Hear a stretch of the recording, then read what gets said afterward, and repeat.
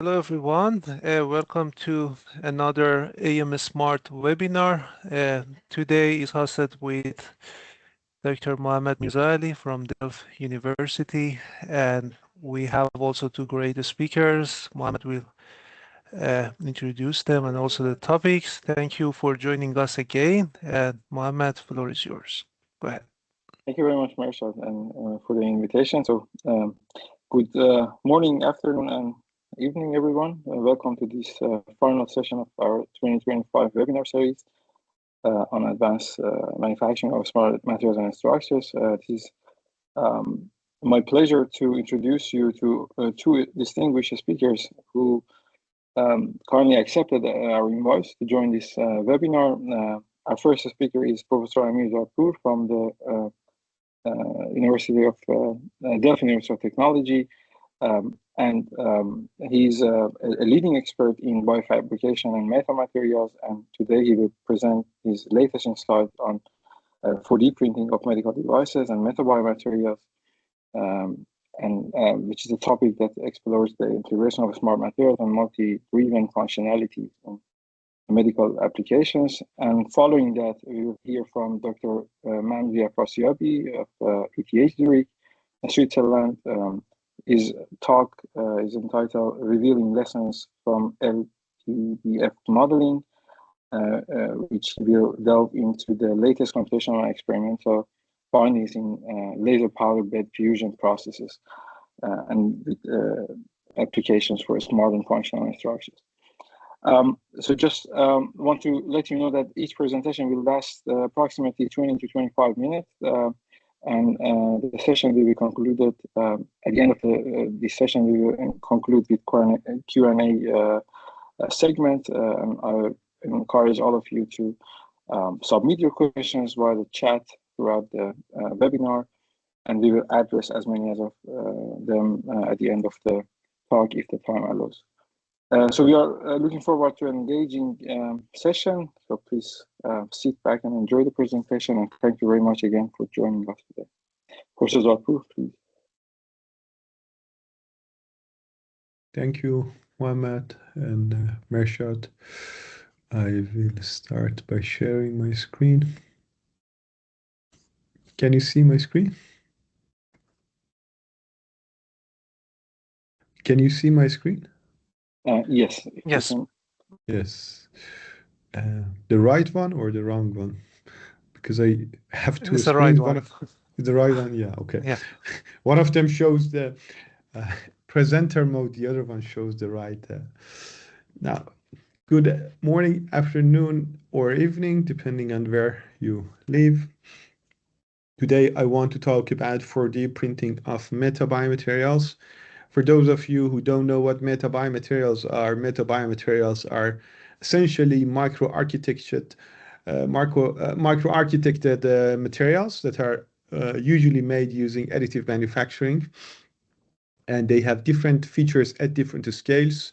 At the macro scale, they might try to represent specific anatomical shapes, as you see here.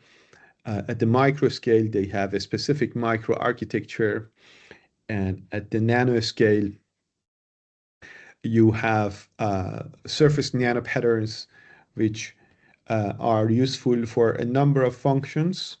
I have included 3 of those functions here, including enhanced osteogenesis, which is basically you are encouraging cells, stem cells, to differentiate towards cells that make bone.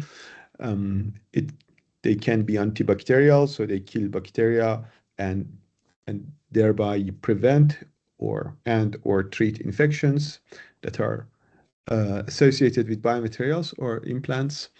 And they might also change the immune response toward a more favored response. And you can also have or try to have a combination of all of them simultaneously.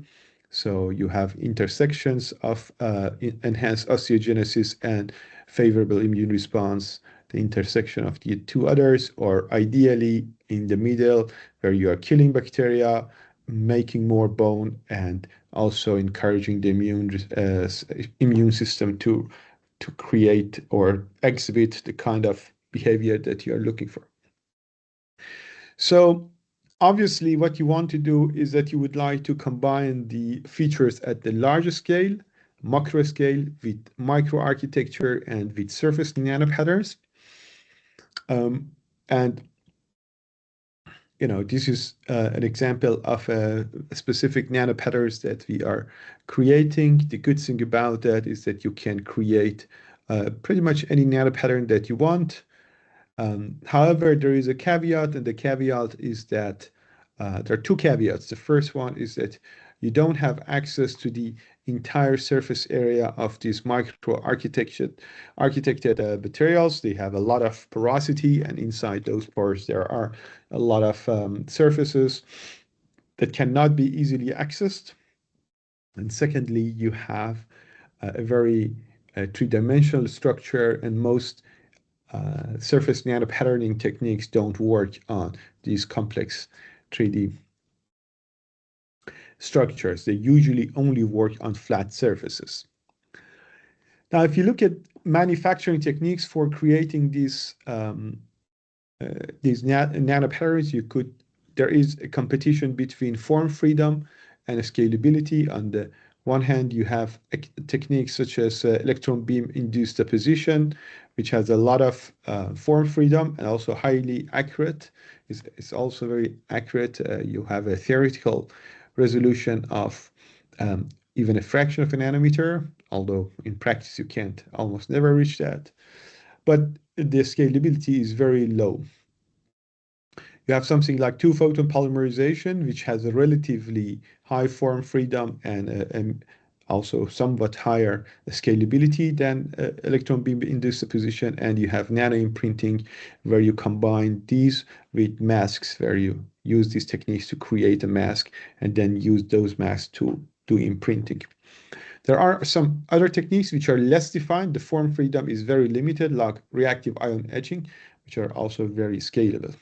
But regardless of the technique that you use, you have that conflict between the fact that you want to combine macro, micro, and nanoscale features, and the fact that in order for that to happen, you need something which you have complete access to the entire surface of, and also you need to have it in a flat structure.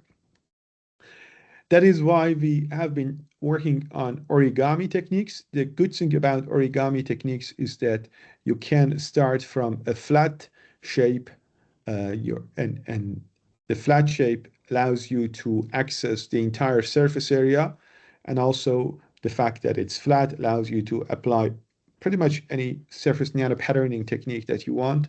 And once you're finished, you have to activate a self-folding structure to fold that into a 3D shape. Now, the first question is, can you fold a complex 3D shape from a flat state? Is that even mathematically possible? And this was a question we asked ourselves for many years, and we had a paper which was very well received. And in that paper, we showed that you can actually do that using a number of folding strategies.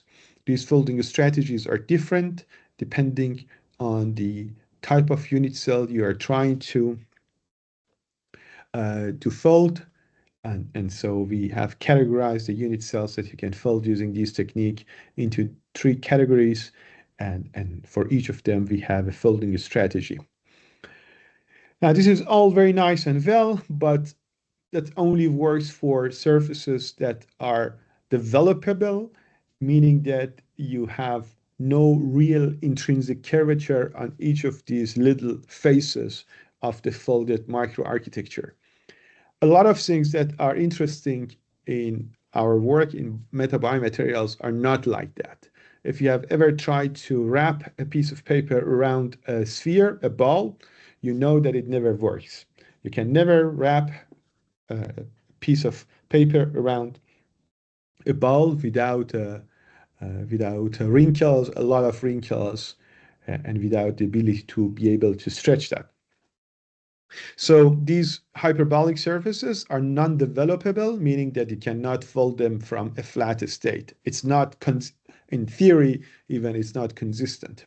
So to overcome this limitation, we propose a technique where you would incorporate a number of joints into your 3D printed structure, and these joints are then covered with a sheet which is pre-stretched, so it wants to go to the state of minimum energy, which means that it folds into the shape that you want it to fold to.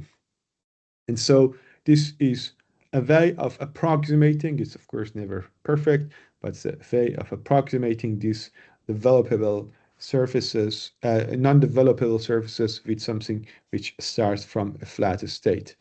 And so for different types of unit cells, triply periodic minimal surfaces, we have demonstrated this, and you can see that this is working very nicely.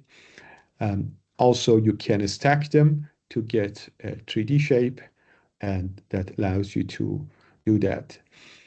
Now we have done micro CT to quantify the mean surface curvature, and you see that the mean surface curvature is close to zero everywhere, almost everywhere, except for edges where you expect some deviations.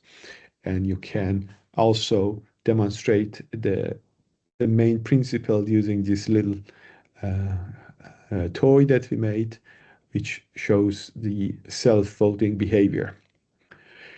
Now, if you go back to what we were talking about, one of the ways to create these self-folding lattice structures is to have a lot of hands, a lot of PhD students, and hold this piece down and let it fold to its full shape using elastic energy of the joints they have been deforming. But that's of course not very scalable. You cannot go to very small scales. And that was the motivation for inventing a technique that is essentially sort of a variation of FDM printing, where you are trying to use the stretching of the filaments and their orientation of the filaments to create different strain values after putting this shape memory polymer inside hot water, for example. So this is the kind of strains you can expect. And if you stack a number of these layers, you see that each pattern is associated with a specific strain.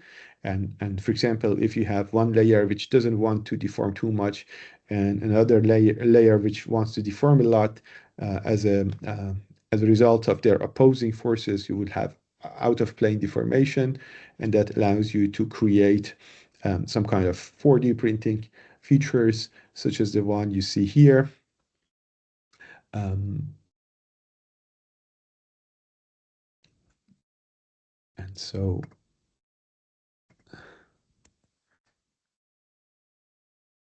let me see.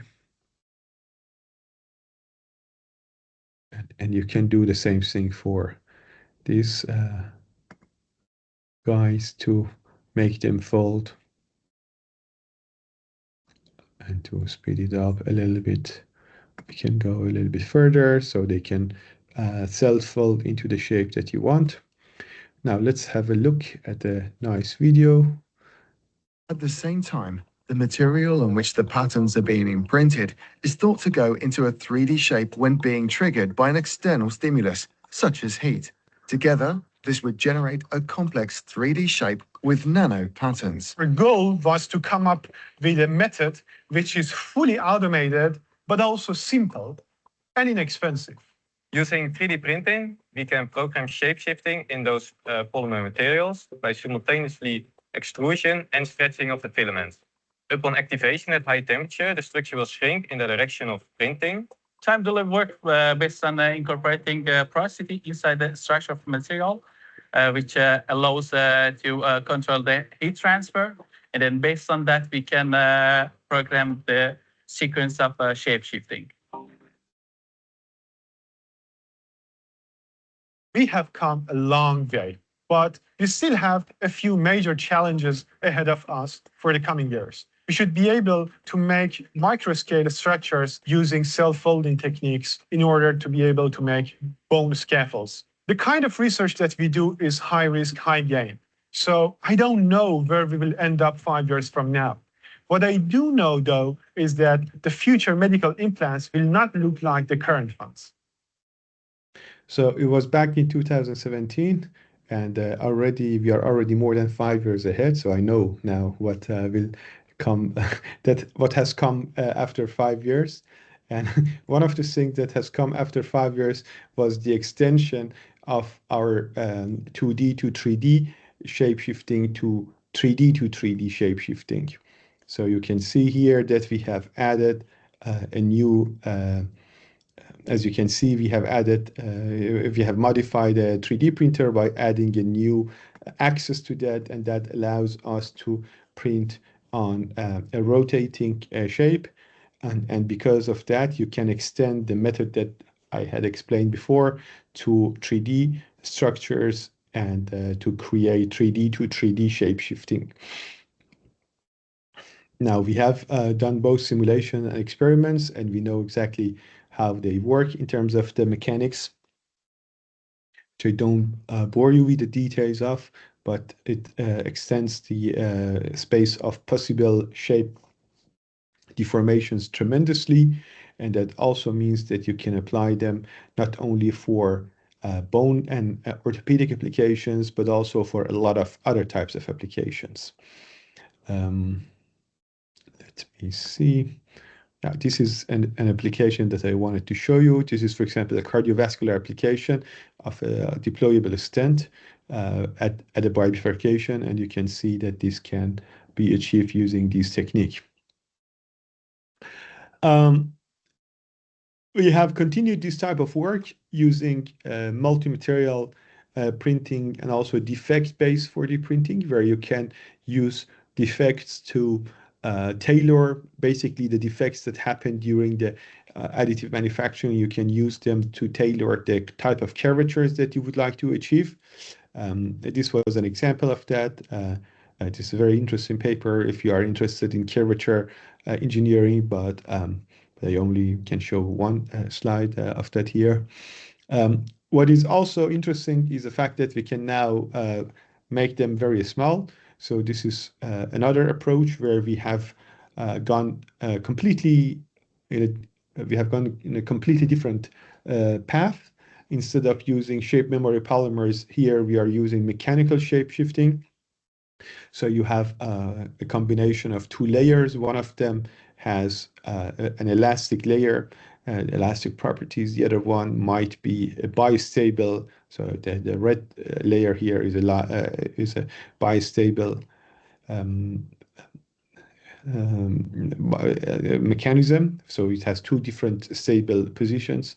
And when you stretch that mechanically, the bistable goes from one to the other position, so it doesn't want to go back, whereas the elastic one wants to go back, and they are opposing each other's behavior, and you get out of plane deformation. The same is true for these kirigami elements, where you have local instability and plastic deformation. And the same thing happens. The kirigami is plastically deformed, doesn't want to go back, whereas the other one wants to go back, and you get out of plane deformation.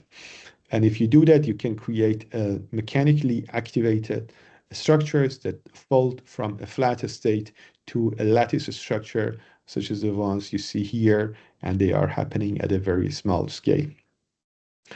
Another interesting feature of these structures is that you can add flexible electronics into them. And this is an example of flexible electronics integrated into these foldable structures. And as you can see, there is an LED which is powered off, and after the folding is completed, you can turn on the LED and you see that the connections are preserved. Of course, there are places or envelopes of parameters that you can maintain the connectivity, and we have calculated that using finite element analysis. You can go even further into the 4D printing trajectory by combining your biomaterials with living cells. This is an example of a living tissue, living cartilage that we have printed. It's initially flat, and after being exposed to certain osmolarity and specific swelling behavior, you see that it takes a certain curvature. And this is the staining of the cells after the curvature has been achieved. And this is an example of the kind of tissue that we can create. So this is day 14, 21, and 28. And you see histology slices which show cartilage tissue that is printed and has taken this particular shape. Now, with that, I would like to thank you all. I understand that the questions are at the end, I suppose, right? But no, Yes, whenever is the time for the questions, I would be happy to take them. Thank you very much. So let's move on to our next speaker. So Mohammad, if you can please share your screen.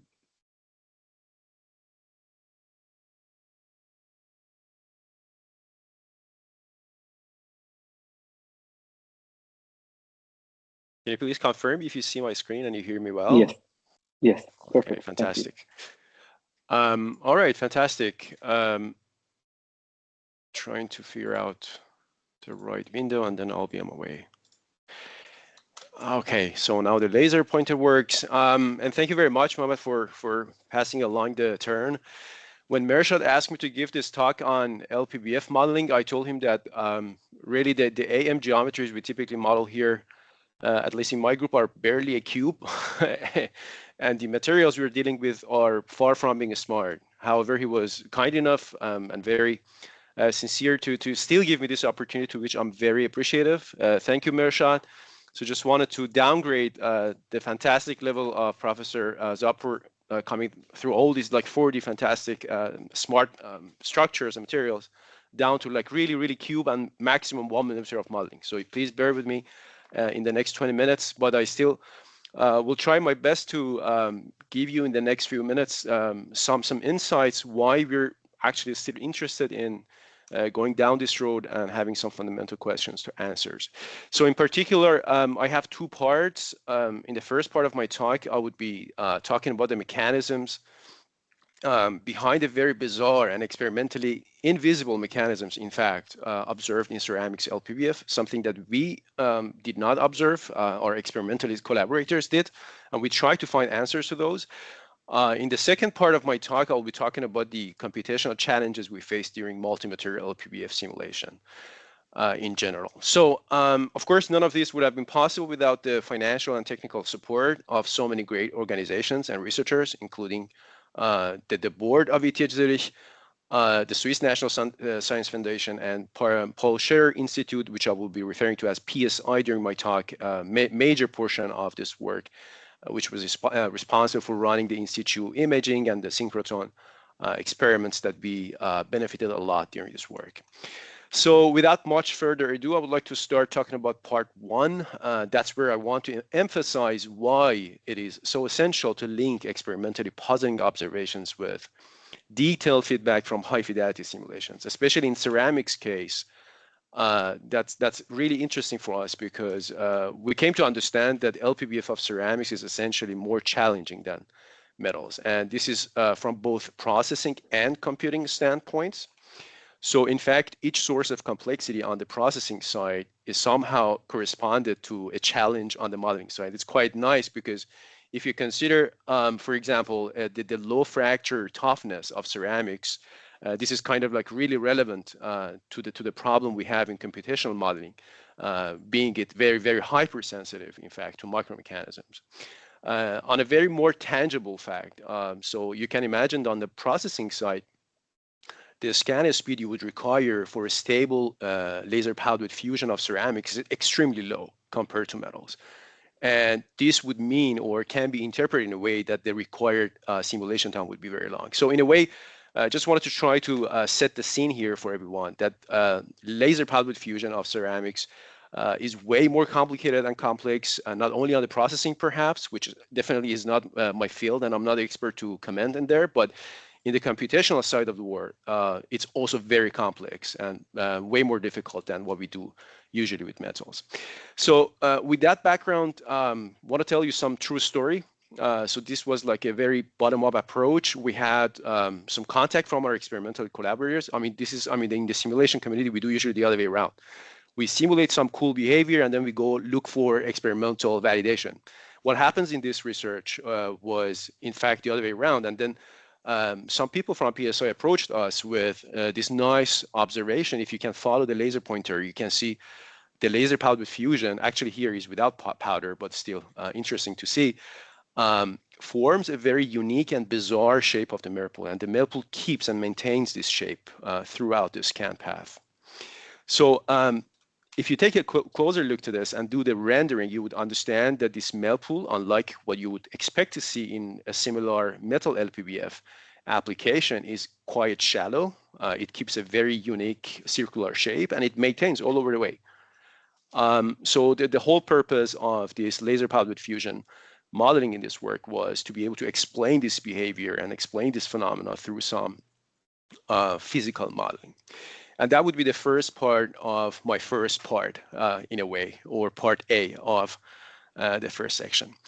So the mesoscale model of the process, which is required to understand all these complexities, governed with the exact same partial differential equations we usually solve for high fidelity metal powder bed fusion simulations, right? There is nothing new here. So we usually solve the mass, momentum, and energy equations, subject to like all the thermomechanical boundary conditions. So the hybrid numerical method that we usually use here for such mesoscale simulation is a combination of direct discrete element method for capturing the powder particle dynamics, with CFD for capturing multi-phase based on finite volume method, and to be able to track the interface of the Mirzaali, of course, we couple that with volume of fluid. So there is nothing new here. However, there are two very critical changes that we had to make to be able to accurately capture the ceramics Mirzaali behavior. First, being one adjustment regarding the material model. So a more sophisticated viscosity term that accounts for both fully melted and partially melted zones were developed and also proposed with some experimental validation. We also made the heat capacity and thermal conductivity coefficients a higher order function of temperature. More importantly, probably in this development was the runtime requirement. So we had to accelerate the runtime of the solver by like almost like 500 factors, and that was only, of course, possible that we were privileged to have access to ETH cluster Euler with 200,000 CPU cores and 1,300 GPUs. So that's extremely essential, and in the next slide, I will tell you why. The simulation setup that we started to build over that experiment was a portion of that whole block, if you remember from my earlier slide. So the block was like 2 by 2 millimeters. So we considered only 1 by 2 millimeter, which was enough to establish the steady state for a single track. What's really interesting here is to take a look at the scan speed. So please pay attention to this 2 millimeter per second. So if you compare that to the typical range of a scan speed in LPBF of metal, is like almost 300 to 500 times slower than that. What would that mean really in the simulation sense? You can easily do the math. I think the current state of high fidelity simulations in LPBF for metals would simulate such a process in the order of, best case scenario, half an hour to a couple of hours. Best case scenario, if it's really parallelized. So be my guest to really multiply that by 500. Then you would end up simulating a ceramics LPBF of 1 millimeter for almost a month. And that's also not possible, right? So now we go back to the previous slide and we remember that it's only really feasible to consider this fact if you really go for high performance computing and like massive parallelization to be able to simulate this process. And this explains why ceramics LPBF high fidelity simulation has been lacking behind metal additive manufacturing, because you need a lot of computational resources, of course. So we did that. The first step was, of course, to take a look at the validation and the accuracy of the dimension we could capture here. quite surprisingly, both all the dimensions like width, length, and also width were all below 5%, like under prediction or over prediction, which gave us enough move to actually move on to the evolution and capturing the dynamics of the melt pool along the melt.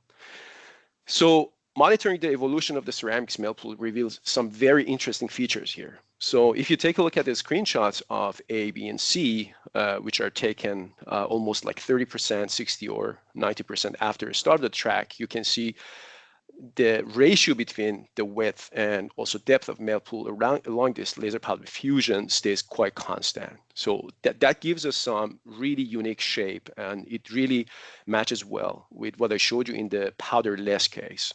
So we were wondering if we could really quantify this definition of shallow melt pool, which was first observed for laser powder fusion of ceramics in this work.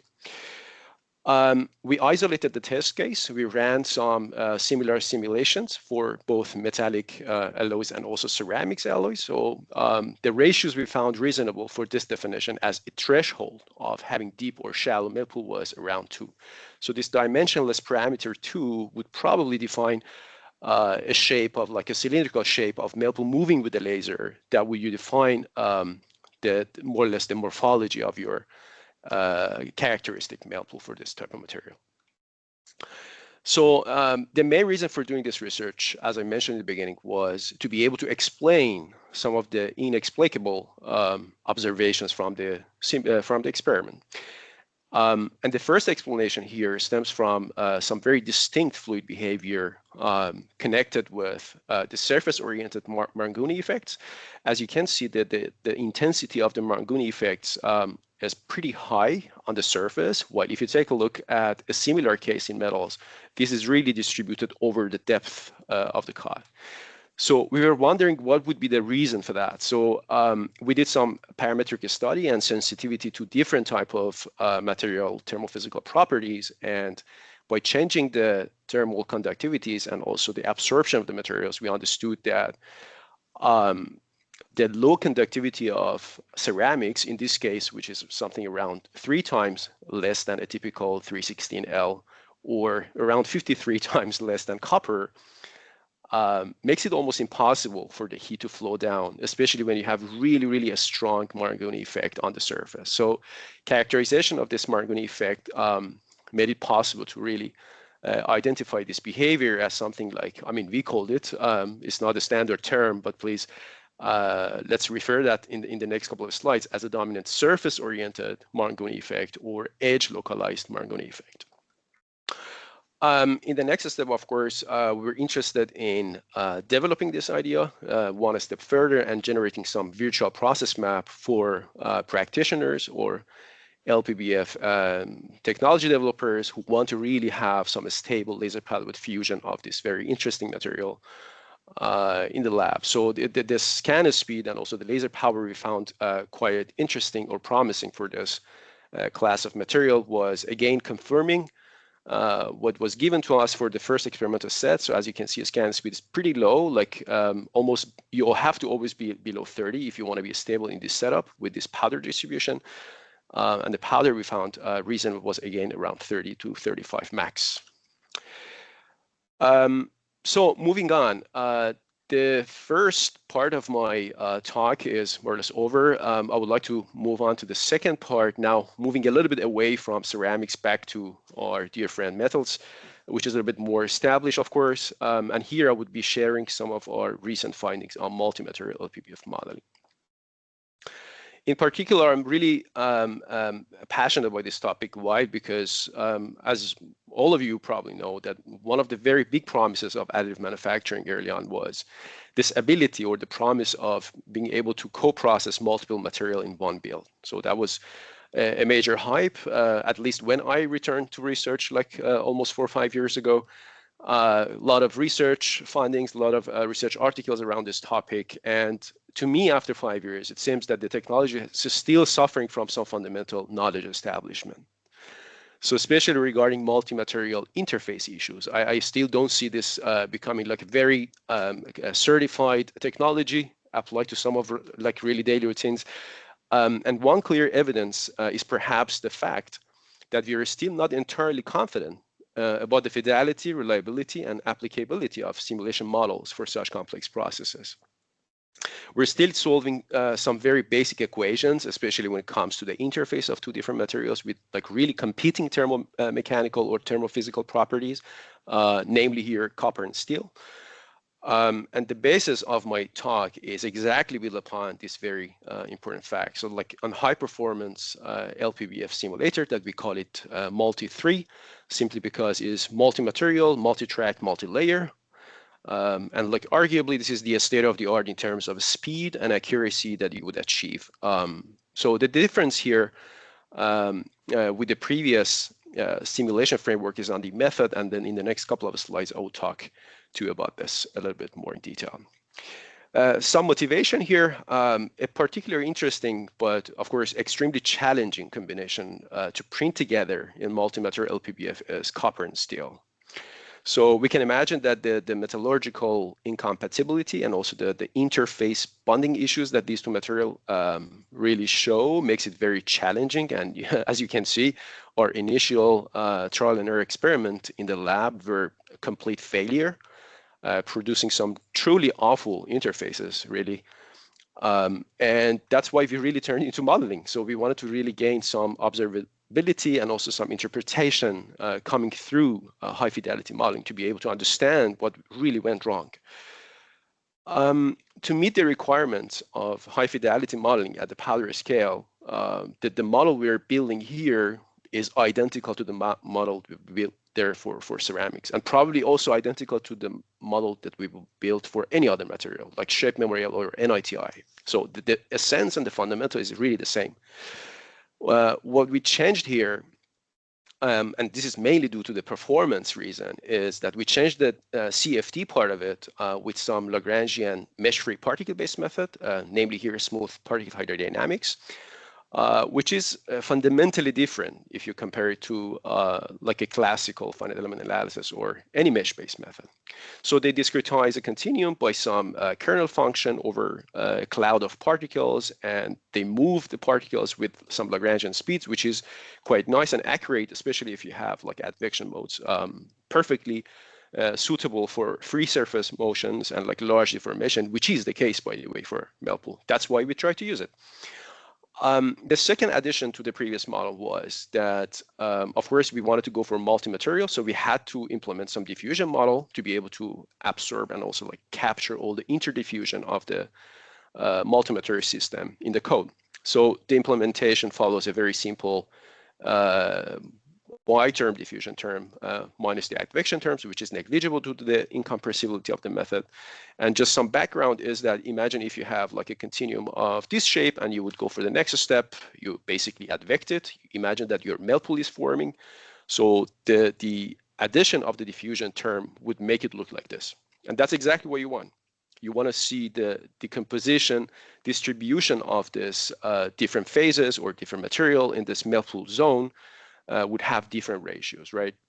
So that was the idea. Maybe a little bit of a spoiler before I continue. So the second part of my talk is not about the success story, but it's actually about the complete failure story. So please be ready to hear some negative result about the future of this slide. I'm not going to actually give some spoiler beforehand.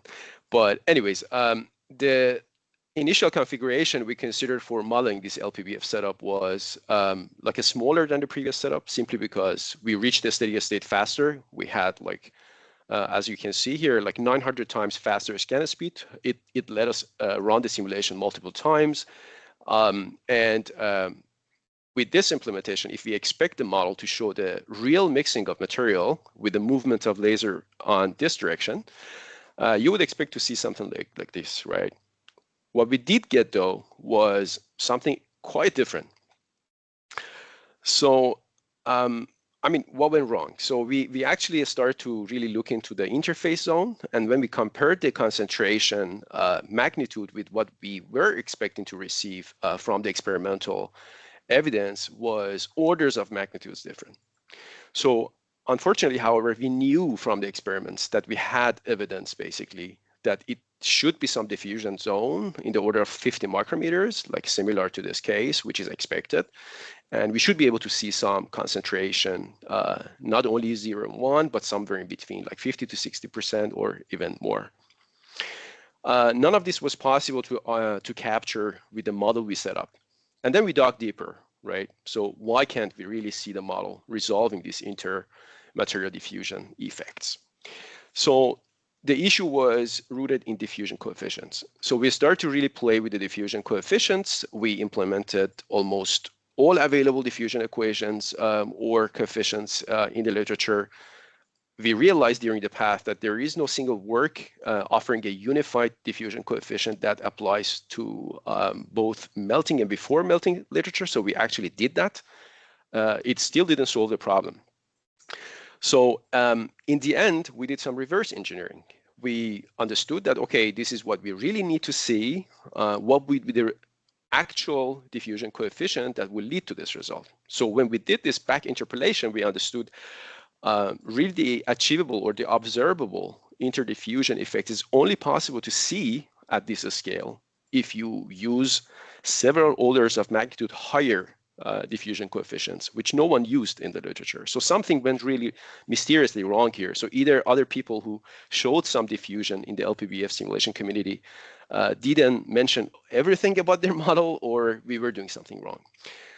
In the end, the conclusion or the key learning was quite nice and obvious. So and that would be actually the last part of my part 2, or the last piece of my part 2 concluding the talk.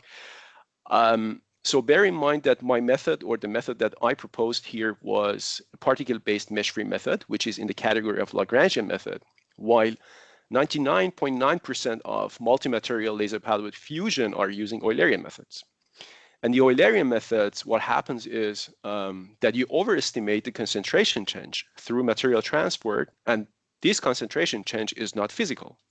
This is a numerical diffusion, which looks like a diffusion that you would see in reality.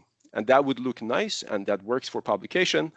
But unfortunately, I think the reliability and also the fidelity of this observation somehow is questionable, in my opinion.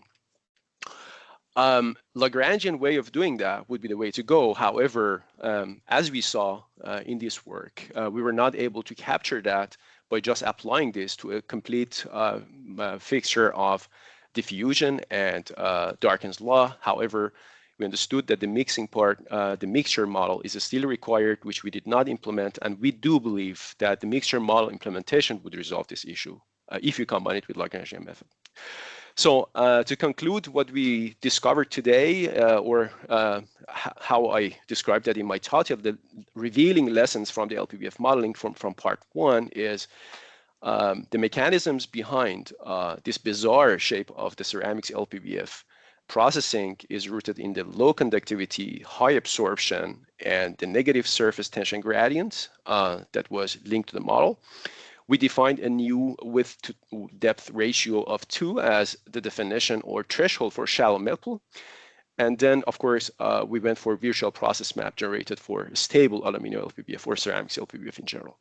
In part 2, we understood that diffusion is not a dominating mechanism at the melt pool scale, especially if you use Lagrangian method like that, and you need explicit modeling schemes for mixture to be able to study that, which is required, but unfortunately still lacking from the literature.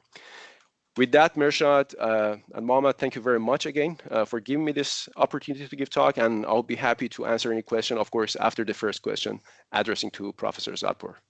Thank you. Thank you very much, Mamzi. So very interesting talks from both of you. Thank you.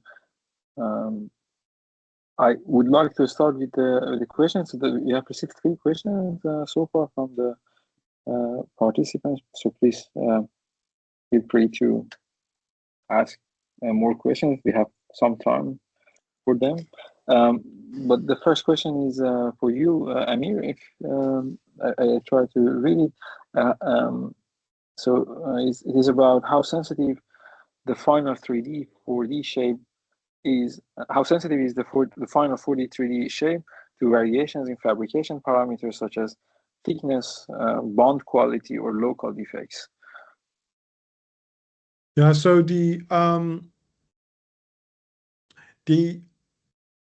folding strategy is not very much dependent on these defects or in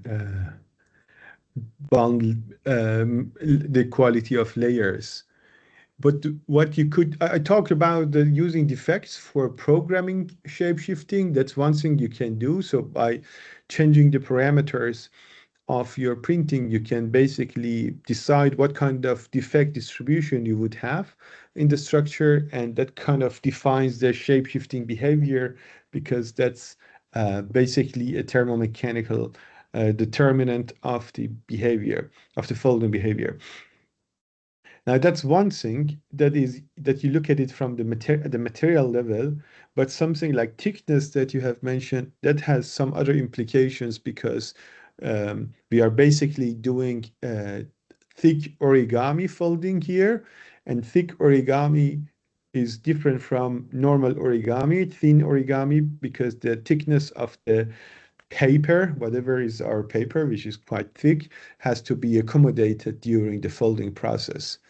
And so that is one of the kinematic parameters that you have to solve for and pre-plan for before you start your folding behavior. So depending on which one of these we are talking about, thickness is something which is handled in the kinematic aspects, whereas material level defect is something that would be part of the thermomechanical behavior of your material upon triggering by high temperature liquid.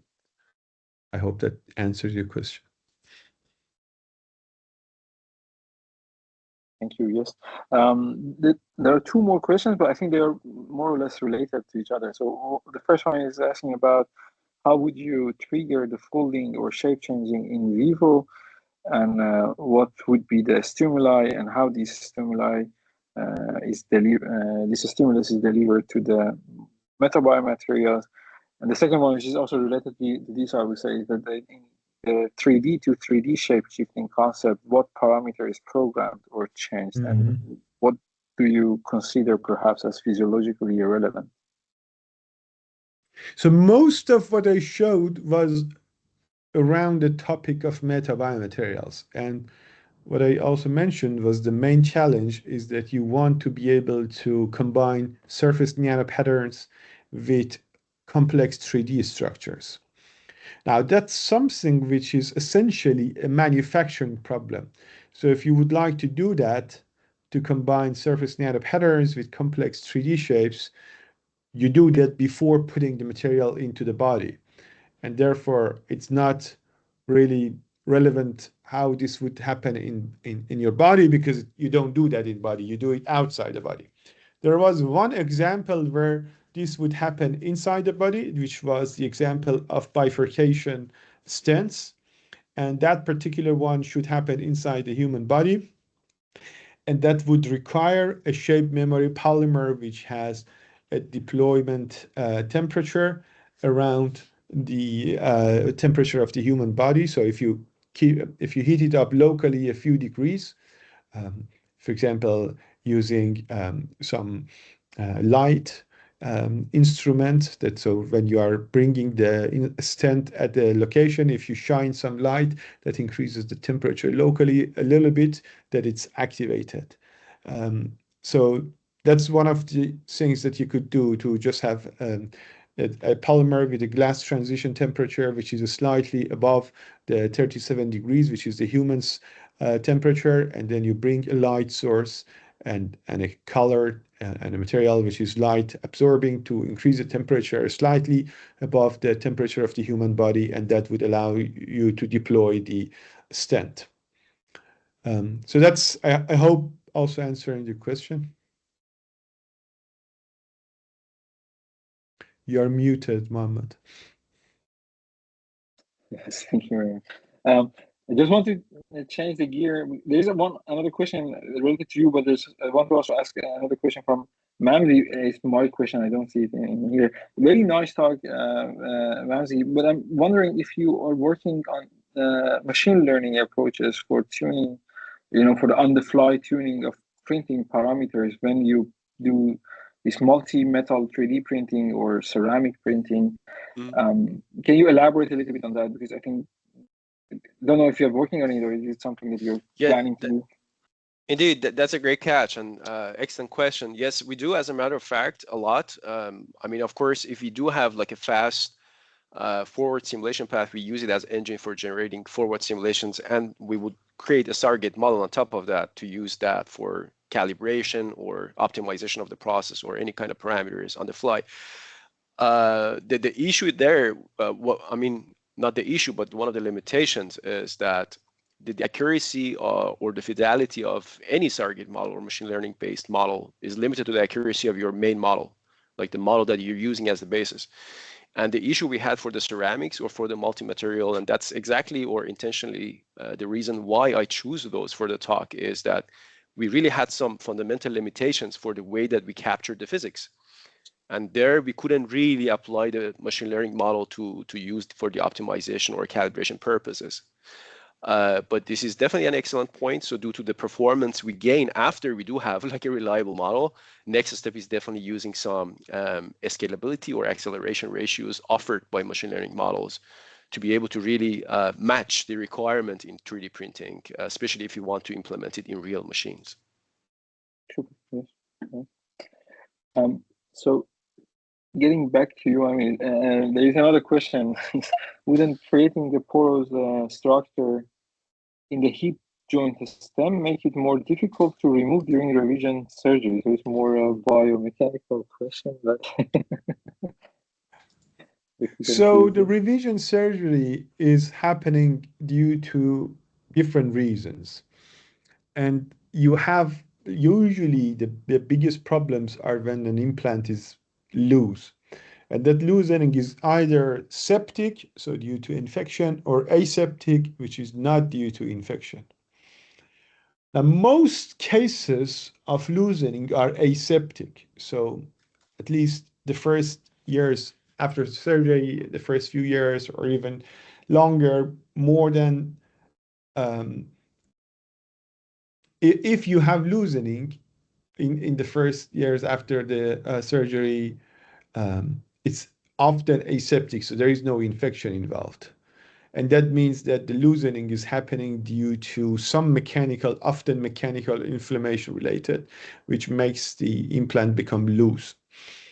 And then having a porous structure is what would help you to prevent loosening of the implants, because it's just if tissue is growing into your implant, it will fixate it much better, and therefore you have a smaller chance of loosening.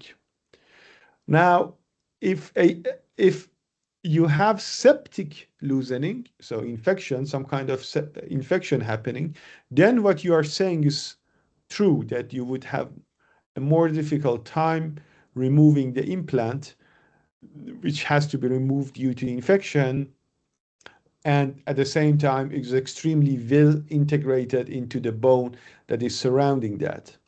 So yes, if you have infection, then it becomes more difficult, but oftentimes loosening happens due to non-infection related factors, and for non-infection related factors, porous implants help you to prevent the risk of loosening and the risk of revision.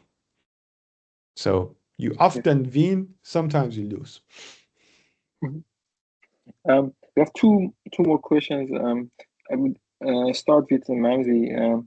So the question is about use Eulerian approach using Higgs law to predict the observed diffusion, and since it didn't work, I mean the question is, did you explore Lagrangian approach because it didn't work, or was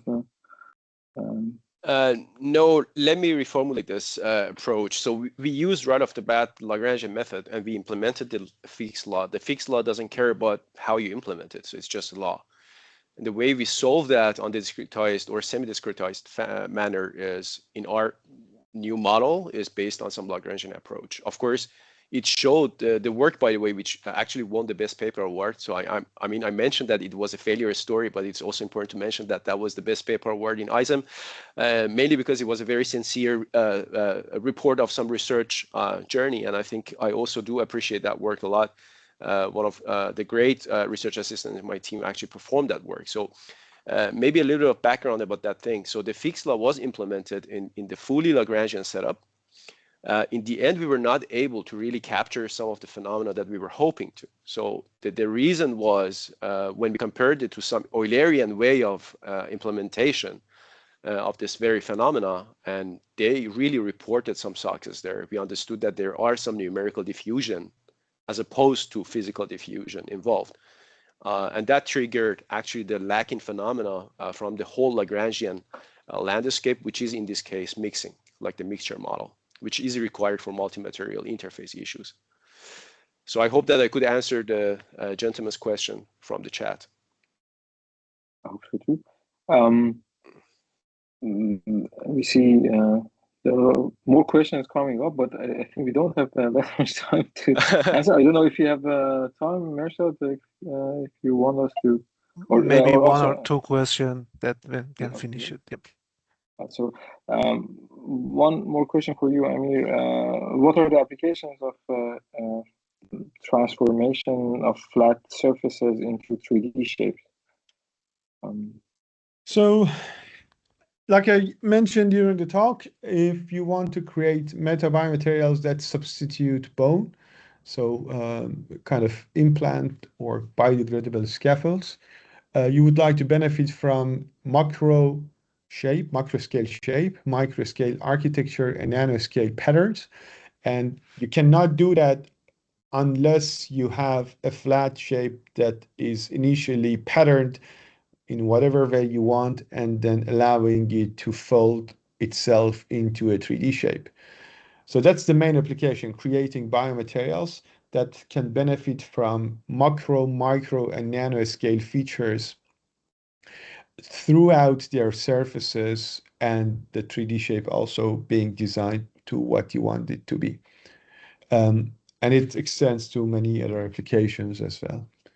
And the bifurcation stent, of course, is a stent for cardiovascular surgery that is a part of the presentation, but that is another potential application. Yeah. I hope I answered the question. Yes. And last question for you, Mamzi, regarding the functional incorporation of or analyzing the functional gradient transition or transformation in the fusion zone. Would that be excellent question? Yes, excellent question. I mean, that was the main motivation for doing all of this. I mean, we wanted to really benefit from all the capabilities coming from the multi-material, the local control of the micro scale discretization element, to be really exploiting all of the features or capability of this process and the numerics. And the next obvious and immediate step for us is that if you are able to really capture this phenomenon on the isolated test case or validation benchmark, the clear application of that would be, for example, this functional gradient materials as well. Otherwise, what it cost. Yeah. Fantastic. Thank you. Thank you. So thank you very much, everyone. I think it is now time to conclude.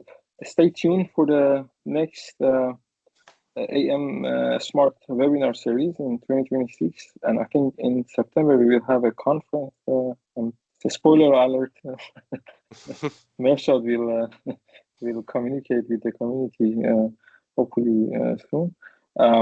And yeah, I'm wishing you all a very peaceful and happy holiday season. And if there is nothing else to add, Mirzaali, I would close this. But just one point. Thank you also for hosting this webinar, and also great talks from the speakers. You just mentioned about the conference. The conference will, the website will pop up in a couple of days. So it's going to be the AM Smart webinar that we have is going to be also a conference related to this topic next year, September, between 14 and 16. So all information will be available soon on the website, and also the video of this the webinar will be available on YouTube and also LinkedIn of this community, and then later you can watch, or if you want, share it with other colleagues. Thank you very much. Thank you, everyone, and have a good day Thank you. or night.